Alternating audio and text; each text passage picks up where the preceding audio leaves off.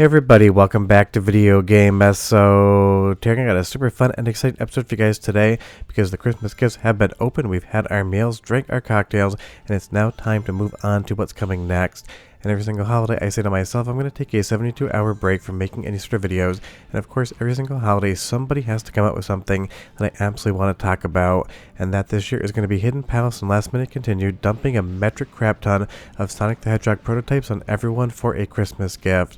And even though the biggest one here, Shadow the Hedgehog E3 demo, is a demo of a game that didn't really do well at retail because it was pretty janky, as a Sonic fan, getting some looks behind the scenes of how these games get made, absolutely a 10 out of 10 in the fun department, even if the gameplay itself is only a 5 out of 10.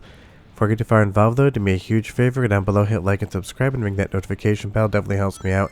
And if you feel so inclined and want to support the channel, I got a Patreon link down below as well.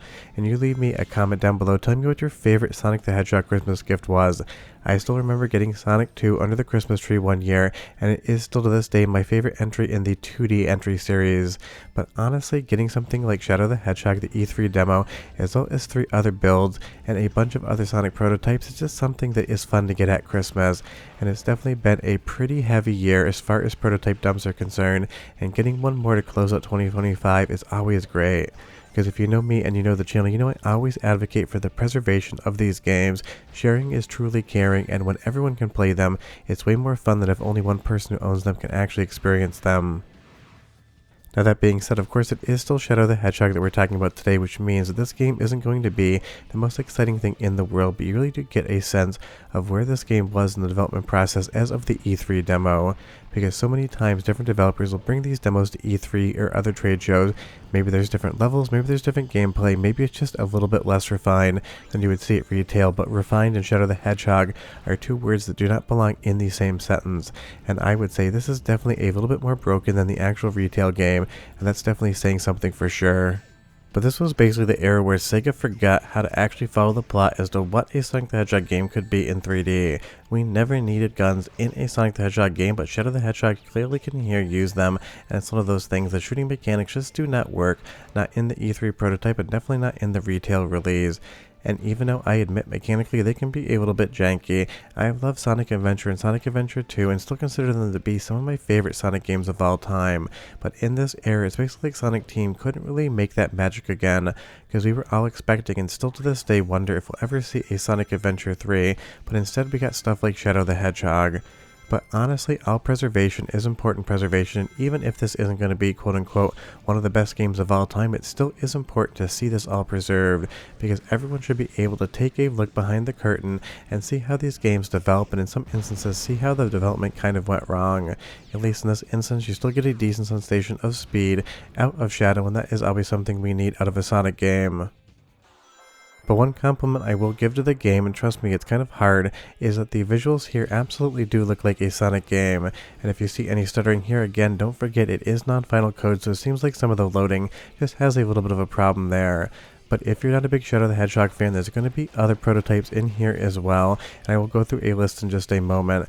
But I will say, once you get to this level, if you feel like you're stuck on this little pad here, definitely try to find the magic pixel, because you need to spin dash to go up this little line, and honestly it takes 3 or 4 times to actually get Shadow into the appropriate position, but it definitely does work. When I first played it, I thought that it was just broken and you couldn't go any further. But honestly, it would have been fun to experience this at E3 back when it was on the floor, and it's one of those things, there's so many game demos out there that are made for different trade shows that have been lost to time. They might be sitting in some collector's hands, but they aren't available to everyone, and you know I always advocate for preservation on this channel, so it's definitely something I want to talk about. But you'll see here, you get Billy Hatcher and the Giant Egg, you get a couple Sonic Gems collections, and you also get Sonic Schoolhouse. Not sure why anyone would be that interested in that prototype, but I love that it exists. And I will say, I love the music in Sonic Adventure and Sonic Adventure 2, some of the best stuff Sonic Team ever did in my opinion in the 3D games, but the music here in Shadow the Hedgehog just doesn't hold up as well. That being said, it's going to be one of 2 soundtrack samples for the video, so go ahead and listen for 45 seconds, and I'll be right back with a lot more prototype Sonic.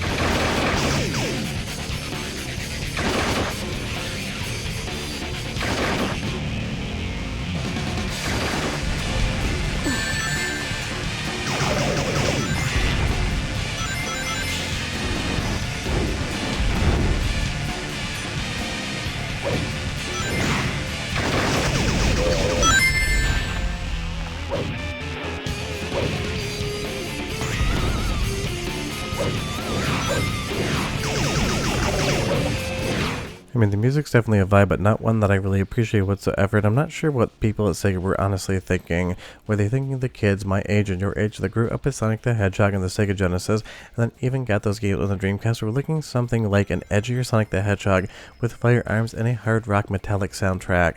I just don't think that's what people are going for at all. But of course, Sega was kind of floundering and they weren't really sure what to do with their actual mascot at this point in time. And even today, some of the new Sonic games have been a fun time, but it really kind of feels like they still pale in comparison, at least in my opinion, to what we used to get back on the Sega Genesis and the Dreamcast. But again, that's what I grew up with, so it could be nostalgia talk, because you tell me, the most recent Sonic games, have they been stuff that hits for you, or they've been something that you kind of played around with, and then just turned off after a few hours? But as we move into the next level here, again, at least the gameplay is functional, and you can see every single level here.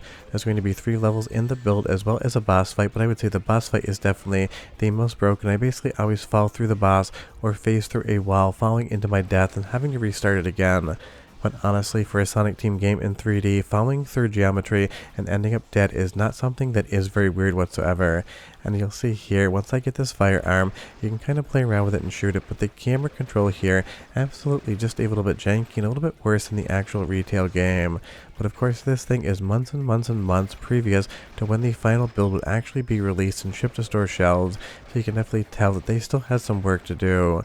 And this is one of those things, once the game came out, I definitely bought it because I've always been a Sonic fan, but I think this one definitely kind of disappointed me the most. And it's one of those things, you kind of get used to that classic Sonic cycle. A new game gets announced, you get excited, you get worried about it, it releases, and it definitely doesn't live up to your expectations. But maybe one day Sega will learn to count to 3 in 3D Sonic games, because they got there with the 2D Sonic games. We haven't seen that Adventure 3 yet. And I really feel like if Sega wanted to really buckle down and try to make another great 3D game without making the design mistakes that they have in previous games, Sonic Adventure 3 would be a great place to really try to revamp it. But again, if they called it that and it wasn't a good game, it absolutely would be a disappointment as well. And that's kind of the reality of being a Sonic fan. You kind of get excited, then you kind of get disappointed, but when stuff like this, these prototypes come out, you absolutely want to check them out, because even if you didn't love the games they're based off of, you just want to get one more piece of Sonic media and content out there that you can actually check out. And I don't remember playing Shadow the Hedgehog all that well, but I will say this dragon sequence here, the controls absolutely fight you every step of the way. So if you have played it recently, you tell me, are the controls being so messy here part of the retail build, or is that something in the E3 demo? Because honestly, this kind of plays around a little bit like a Kirkland brand Panzer Dragoon in all of the worst ways possible, but considering it only is about a minute worth of gameplay, can't really strike it that much. And the interesting thing about this E3 demo is you could see that Sega had some decent ideas here in the gameplay, outside of Shadow the Hedgehog actually having guns, which I never loved. One more soundtrack sample, 45 seconds or so, and I'll come back and tell you a little bit more about the dumps and why I've loved the fact that they happened.